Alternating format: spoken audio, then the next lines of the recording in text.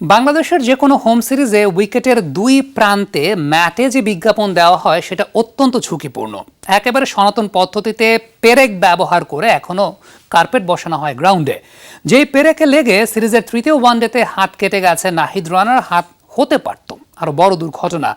এই সমস্যার সমাধানে ভারতীয় ক্রিকেট বোর্ড থেকে শুরু করে আরো একাধিক বোর্ড চলে গেছে ভার্চুয়াল বিজ্ঞাপনের জগতে। সেই পথ কবে অনুসরণ করবে বাংলাদেশ ক্রিকেট বোর্ড? জাকির হোসেন জাকির ধারণকৃত ভিডিওতে হাসিনুর রহমানের রিপোর্ট। যে কোনো আন্তর্জাতিক সিরিজে ব্রডকাস্টার রাইটের পর যে কোনো ক্রিকেট বোর্ডের আয়ের অন্যতম প্রধান উৎস অনফিল্ড বিজ্ঞাপন। বাউন্ডারি লাইন, বাউন্ডারি রোপের বিজ্ঞাপনের চেয়ে সবচেয়ে দামি দুই বোলিং প্রান্তে থাকা বিজ্ঞাপনগুলো। প্রশ্ন হচ্ছে, হঠাৎ কেন বিজ্ঞাপন নিয়ে প্রতিবেদন? বাংলাদেশ নিউজিল্যান্ড শেষ ওয়ানডেতে ঘটে যাওয়া ছোট্ট দুর্ঘটনার কথা মনে আছে তো? এই বিজ্ঞাপনগুলোর উপরেই ফিল্ডিং করার সময় হাত কেটে যায় নাহিদ রানার, পড়েছে সেলাই, দিতে হয় টিটেনাস। আঘাতটা খুব গুরুতর নয়, কিন্তু আরও ভয়াবহ হতে পারত। এবার এই ভিডিওটা মনোযোগ দিয়ে দেখুন। প্রতিটি বোলিং প্রান্তে বসানো হচ্ছে 3টে করে বিজ্ঞাপন। একটি বিজ্ঞাপনের উপর কতগুলো পেরেক ঠোকা হচ্ছে ভাবতে পারেন? কি ভয়াবহ, তাই না? ম্যাচ চলাকালীন যে কোনো একটি দুটি পেরেক উপরে উঠে এলে ঘটতে পারে বড় ধরনের বিপদ।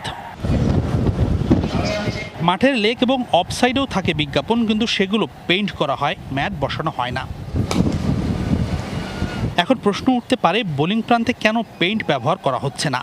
কারণটা হলো, ম্যাচ ভিন্ন ভিন্ন পিচে খেলা হয়, তাই তো রং করে স্থায়ীভাবে বিজ্ঞাপন দেবার সুযোগ নেই। সেক্ষেত্রে প্রতিটি ম্যাচে ভিন্ন ভিন্ন জায়গায় রং করলে নষ্ট হয়ে যাবে মাঠের ঘাস।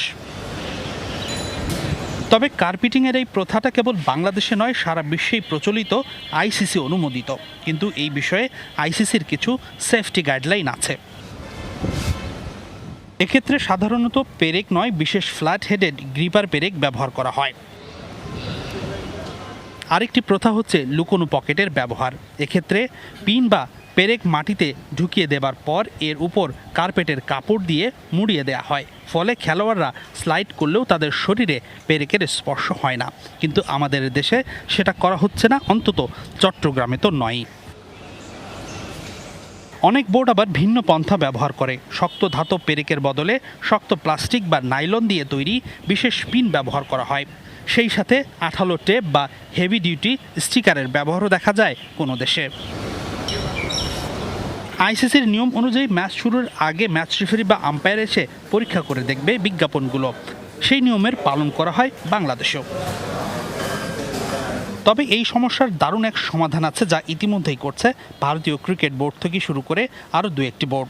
সেটা হলো ভার্চুয়াল বিজ্ঞাপনের ব্যবহার। আইপিএলেই ব্যবহৃত হচ্ছে এই সিস্টেম। টিভিতে যখন খেলা দেখানো হয় তখন মাঠে ঠিকই দেখা যাবে বিজ্ঞাপন, তবে সেটা বাস্তবে নয়, সফটওয়্যারের মাধ্যমে।